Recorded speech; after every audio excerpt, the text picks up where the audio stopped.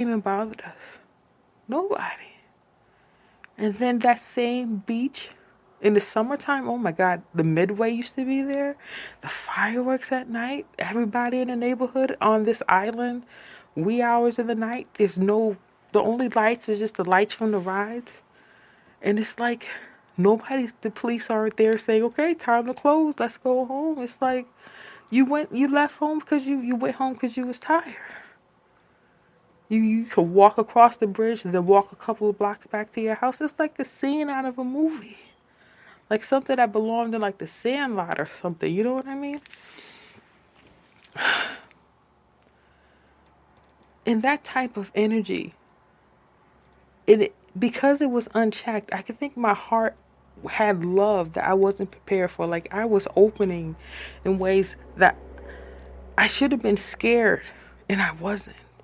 And that type of workman, that type of hustle, like it wasn't until I got older that I realized I just can't be open and free like that. And I think I got mad because I couldn't. Like I was like, I earned this. I'm this strong too. And I peaked in high school. I was like, I got all this vigor and I don't know where it's coming from. And then at the same time, the world is telling me, mind your P's and Q's. You don't belong here. Get your shit together. And I'm just bucking out. And I'm misbehaving, but there's something about black people I can't be mad at, and I don't know why. Some of them just don't deserve my forgiveness, but something in me just keeps forgiving them and say, you're better than that. You can do good. Keep it going. Open your business. Black owned. Keep it pushing. And then I'm like, where the hell is this coming from? And just now, it just hits me where it came from. These same people who have gone on to another world, and they passed on, or they closed their businesses and they closed up shop and they moved on. And it's like, you put something in me that I didn't even know was there. I was like, just you being in your absolute power in front of me and not being punked of that power. It's like the earth and the sun talking to each other. Like, oh, here you go. Here's some sun rays for the leaves of your plant so you can get the photosynthesis going. Here you go. Unchecked. I'm paying your rent this month so you can keep my kids alive. And nobody's checking this for a lifetime. That's where it ends up going.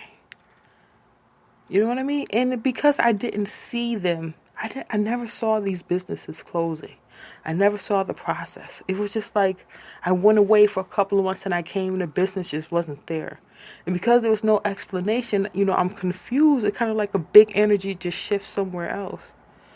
And I'm looking at this place and I was like, I grew up in this place where I'm friends with the owners. And it's like I know what the power is of just having your own and existing in it. And not worrying about tomorrow or worrying if somebody's going to take it from you. I think I know my mom. I don't know. She probably doesn't know that because they may have been concerned of more of the street violence that was going on in the 80s. But right next to that violence, kind of pushed over, was such all this black power, and I didn't even realize it.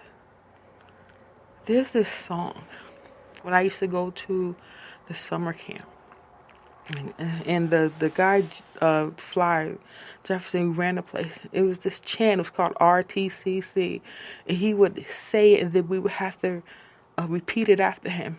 And if you can imagine 100 kids singing this in a gymnasium and the echo bouncing off of the walls, I swear to God, to this day, I cannot forget the RTCC chant, which stood for Raphael Teller Community Center. And he used to say RTCC, and then we would repeat it after him.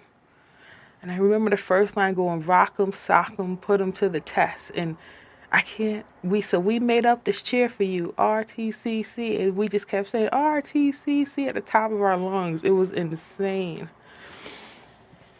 But anyway, that was my years growing up from, I think, kindergarten to, when we moved to Stratford, to 4th grade. So all I knew was black people who own their business. Stuff you see in these movies today, Where you see so and so go to the store and the owner works the desk and the kid knows the owner, and there's just a relationship there, where a community relationship there that you can't buy anywhere else. I never had that in any place I've lived since then.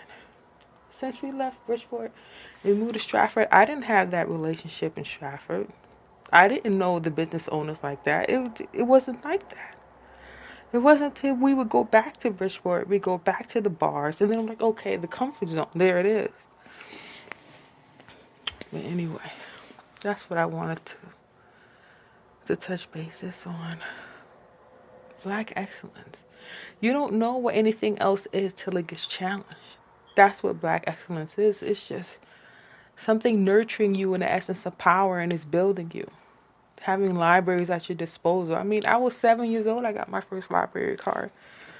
And I remember the first thing I rented was, back then, they only had you used to get a book. Like, I got Curious George, and they had a little record, like for a record player. I think it wasn't the 45, it was the small one. I think the small one is the 45. And it was the book itself, but somebody was reading it. And they let me take it, and I lost it. And it stayed lost, I think, for a couple of months. By the time I found it and I gave it back to them, I had like an $11 late fee on my little library card, but they waived it. I didn't even have to pay it. That's what was going on. And in the midst of all this power going around you, you got all the energy of growing up. You got all the challenges of life, everything that turns you into you are, all the chutzpah, all the mannerism of rural kids growing up. The things like the Lord of the Flies, the things that happen when you're tested. But right outside of that, right, nurturing that budding battlefield are like the kings and the queens that run the neighborhood. I was like, that's where that power came from. Like, I didn't steal that from somebody. It's like they built that in me just by being genuine and showing love for me, and just, not treating me like some outsider because it's their business and you need to respect who they are. They pull you in, they'll give you money. They'll give you money to buy their own stuff. Here's a quarter, go get whatever you want off the shelf. She gives me a quarter, I get a bunch of candy, and I give her the quarter back, and then I got candy. Like, that doesn't happen. I hear the old people talk about, the older generation say, back in my day, my uncle does it all the time. Penny candy I can get 3 pieces of candy for a penny. And I was like, trying to put my phone, I was like, I kind of went through that too. I was like, oh my God. I was like, my mom knew these people. She was friends with the owners. The owners liked us. They treated us like they kids. And then you grow up and you're in places where people are looking at you funny, thinking you're trying to rob them. I'm like, I just don't know what that feels like. And I know why. To this day, I know why. I know why that's not right. And the more black people open up businesses, the more it brings back that feeling. The more I grab at the people who were with me at that time. I'm like, oh my, I remember this. I was like, so-and-so owned that store, and black people own that, and black people own that, and black people is there, and black people is there. Black people own all this. The pizza place, I was like, they own. My grandfather owned the motorcycle business. The Legions was owned by black people. I was like, I didn't know anything else. The shit was real. It was genuinely real. And I realized the power I have with certain things and why it's real. Because when it went from personhood to owner to community, the backhand side of our skin was just blackness. And then the music was so potent back then. Like the 80s were like, when we put the music on the radio, it just seems like it was that much stronger because it transcends through you. And there's nothing saying, oh, you don't deserve to feel that good. Because ownership felt that good. And because it was shared throughout the community, you felt that. As long as you wasn't about that BS in the street and you were genuine, you felt that community. You didn't worry about it in any other sense. You didn't rob the corner store. You freaking paid for it because you didn't want to ruin that relationship. But anyway, my belly is cramping and I need to go to sleep. But I'm glad I got to talk to y'all about this, about how I grew up and where my power, sometimes my Black excellence, where it's rooted in that part of me where it came from. And I thank God because I didn't see the ugly side of it. You know, growing pains is one thing, but that Black community, RTCC, Black owned business feeling was there for me. And I witnessed it and I experienced it in person. And that's something I think really laid a great foundation for me for later on in life. Especially like today and the things that's going on today. I know what that feels like. And I feel bad for Black people who never felt that before, who don't know what those roots feel like. I'm telling you, if you're in this Me Too movement and you got your small business going and you feel like, yeah, this is mine, I actually understand and I know what that feels like.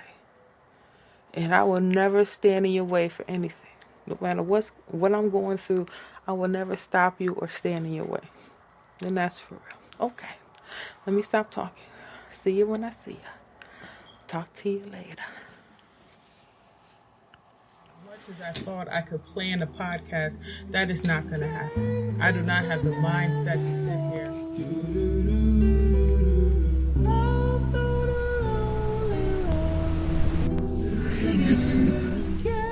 Chop up block for block how I'm going to tell you about weight loss and weight gain.